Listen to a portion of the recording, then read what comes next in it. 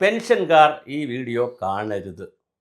കാരണം നിങ്ങൾക്ക് സങ്കടം വരും, ദേഷ്യം വരും, പ്രതിഷേധം വരും, പ്രതികാരം വരും. ചിലപ്പോൾ നിങ്ങൾ വോട്ട് വരെ മാറി ചെയ്ത് തന്നിരിക്കും.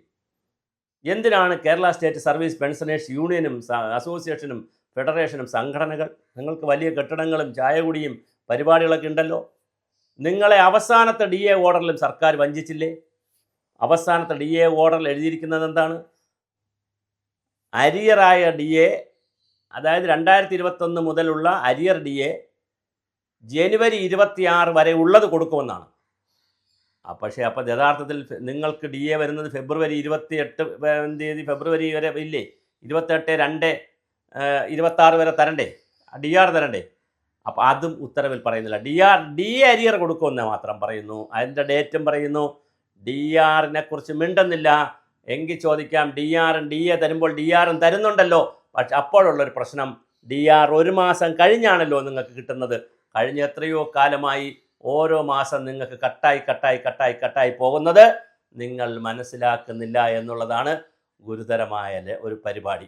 കഴിഞ്ഞ 10 വർഷമായി 2 ധനകാര്യമന്ത്രിമാരും തോമസ് ഐസക്കും അതുപോലെ തന്നെ ഡോക്ടർ തോമസ് ഐസക്കും KN ബാലഗോപാലും നിങ്ങളെ നല്ല രീതിയിൽ അതീവ ഗൗരവമായി വഞ്ചിച്ചിരിക്കുകയാണ്. ബ്രിട്ടീഷുകാരൻ്റെ ഒരു തന്ത്രമുണ്ട്, ഡിവൈഡ് ആൻഡ് റൂൾ.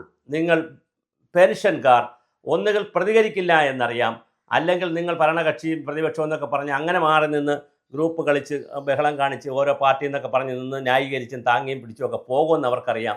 എന്തായാലും നിങ്ങൾക്ക് 2 നഷ്ടം. ഒന്ന്, ഓരോ മാസത്തെയും നഷ്ടം വരും. അതായത് സർവീസ് പെൻഷൻകാർക്ക്, സർവീസിലുള്ളവർക്ക് DA കൊടുക്കത്ത് 1 മാസം കഴിഞ്ഞിട്ടാണ് നിങ്ങൾക്ക് DA കിട്ടുന്നത്. അതിൻ്റെ നഷ്ടം നിങ്ങൾക്ക് വളരെ വലുതാണ്. കാരണം അവർക്ക് ജോലി ചെയ്തതിന് ശേഷമാണ് DA, അതിൻ്റെ ശമ്പളം കണക്കാക്കിയാണ് കൊടുക്കുന്നത്. നിങ്ങൾക്ക് മുമ്പേ കിട്ടണം. ആ ഒരു വ്യത്യാസമുണ്ട്. അതുകൊണ്ട് നിങ്ങൾക്ക് 1 മാസം നഷ്ടമാകുന്നുണ്ട്. മാത്രമല്ല, ഞാൻ ഈ പറഞ്ഞ ഉത്തരവിൽ ജനുവരി 2026 ജനുവരി ഉള്ളതുവരെ ഉള്ള DA കൊടുക്കുമെന്ന് പറയുമ്പോൾ 2026 ഫെബ്രുവരി 28 വരെയുള്ള DR കൊടുക്കുമെന്ന് കൂടി പറയാതിരുന്നാൽ നിങ്ങളെ വീണ്ടും പറ്റിക്കുകയാണ്. ഈ പറ്റിപ്പിൽ നിങ്ങൾ നല്ല മനോഹരമായി വീഴുകയാണ്. എന്നിട്ടും നിങ്ങൾക്കിത് പ്രതികരിക്കുവാനോ ഇതിനെ കാണാൻ വേണ്ടിയോ നിങ്ങൾ കഴിയുന്നില്ല. കണ്ടില്ല എന്ന് നിങ്ങൾ നടിക്കുകയും നിങ്ങൾ വീണ്ടും KJ വിളിച്ച് നടക്കുകയാണ്. ഏത് പാർട്ടിക്ക് വിളിക്കുന്നു എന്നുള്ളതല്ല ഞാൻ പറയുന്നത്. ഞാൻ ഒരു രാഷ്ട്രീയ പാർട്ടിയെയും ഗുണകരമാക്കാനോ ദോഷകരമാക്കാനോ വോട്ട് ചെയ്യാനോ ഒന്നുമല്ല പറയുന്നത്. പക്ഷെ പെൻഷൻകാർ ശ്രദ്ധിക്കേണ്ട ഒരു കഥ, നിങ്ങൾക്ക് ഓരോ മാസവും ഓരോ DA വരുമ്പോഴും ഓരോ മാസവും നിങ്ങൾക്ക് നഷ്ടമാകുന്നുണ്ട് ഇല്ലെങ്കിൽ നിങ്ങൾ പറയണം. അവസാനം ഇപ്പോൾ ലാസ്റ്റ് കണക്ക് പറയുമ്പോഴും നിങ്ങൾക്ക് നഷ്ടമാണ് വരുന്നത്. ഈ നഷ്ടം എന്തിനു വരണം? നിങ്ങൾക്ക് എല്ലാ മാസം DA കിട്ടാൻ അർഹതയില്ലേ? അതായത് പെൻഷൻ പറ്റിയവർക്കും കിട്ടാൻ അർഹതയുണ്ടല്ലോ. അങ്ങനെ അർഹതയുള്ള സമയത്ത് എന്തിനാണ് ഇങ്ങനെ ചെയ്യുന്നത്? ഈ DA തന്നെ 3% DA കൊടുത്തതിന് ശേഷം ബാക്കി DA പിന്നീട് ഉത്തരവിറക്കുമെന്ന് പറഞ്ഞ് ആദ്യ ദിവസം പറഞ്ഞു. 2ാം ദിവസത്തിൻ്റെ വേറൊരു വാർത്ത ഇന്ന് സമാന്തരമായി വന്നു, ഇത് PF ലയിപ്പിക്കുമെന്ന്. അങ്ങനെയാണെങ്കിൽ ആദ്യത്തെ ഉത്തരവിൽ തന്നെ PF ലയിപ്പിക്കുമെന്ന് പറഞ്ഞാൽ പോരായിരുന്നോ എന്നുള്ളൊരു ചോദ്യം വളരെ ഗുരുതരമായിട്ടുണ്ട്. ഇനി PF ലയിപ്പിക്കുമോ? ശമ്പള പരിഷ്കരണത്തിൻ്റെ, അതായത് ശമ്പള പരിഷ്കരണം എന്ന് പറയുന്നത് 2021 മറ്റോ നടക്കേണ്ടതല്ലേ? അപ്പോൾ അത് കണക്കാക്കിയിട്ടുള്ള കഴിഞ്ഞ 11ാം ശമ്പള പരിഷ്കരണ കമ്മീഷൻ ഡ്യൂ ആയ ഡേറ്റ് മുതൽ നിങ്ങൾക്ക് DA കുറേ കാലമാണ് ഡ്യൂ ആണ്. അതേസമയം ശമ്പള പരിഷ്കരണം ഡ്യൂ ആയ ഡേറ്റ് മുതൽ ശമ്പള പരിഷ്കരണത്തിൻ്റെ കാര്യങ്ങൾ അതിലേക്ക് കയറും എന്ന് പറഞ്ഞ് ശമ്പള പരിഷ്കരണം ഡ്യൂ ആയ ഡേറ്റ് മുതലുള്ള DA വേണമെങ്കിൽ ശമ്പള പരിഷ്കരണത്തിലേക്ക് കയറ്റാം. അങ്ങനെയും സാധ്യതയുണ്ട് ഗവൺമെൻറ്റിനെ സംബന്ധിച്ച്.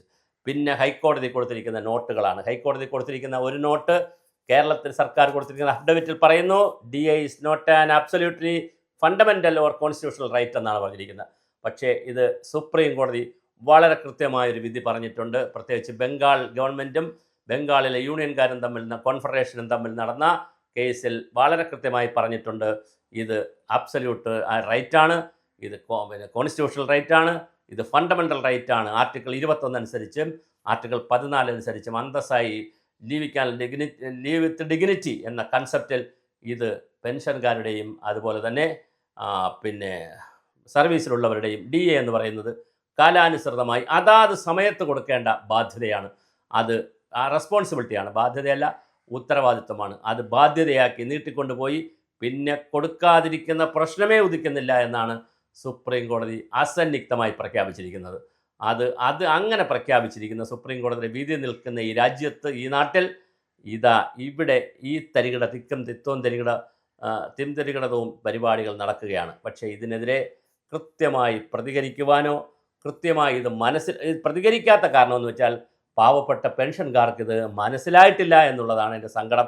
അവർ ഒരുപാട് പേര് വിളിച്ചു ചോദിക്കാറുണ്ട്, സാറേ അത് അങ്ങനെ ആകുമ്പോൾ ഞങ്ങൾക്ക് എന്താ ഡി എ ഇങ്ങനെ കിട്ടാത്തത്, ഞങ്ങളുടെ ഡി എ ഇന്ന മാസമല്ലേ തരുന്നുള്ളൂ, ഒരു മാസം ഞങ്ങൾക്ക് നഷ്ടം വരുന്നില്ലേ സാർ, എന്താണ് ഞങ്ങളെ യൂണിയൻകാരൊന്നും ഇത് ഏറ്റെടുക്കുന്നില്ല, എന്താണ് സാർ പ്രശ്നം? ഞാൻ പറഞ്ഞു അതെനിക്കറിയത്തില്ല, ചിലപ്പോൾ പൊളിറ്റിക്കലായിരിക്കാം, ചിലപ്പോൾ സമയമില്ലായിരിക്കാം, ചിലപ്പോൾ സീനിയർ സിറ്റിസൺ ആയതിൻ്റെ പ്രശ്നമായിരിക്കാം, കാര്യം ഇനി സമരത്തിനും വഴക്കിനൊക്കെ പോകണോ എന്നായിരിക്കാം. എന്തായാലും വളരെ ഗുരുതരമായിട്ടുള്ള സാമ്പത്തിക നഷ്ടമാണ് പാവപ്പെട്ട പെൻഷൻകാർക്കുള്ളത്.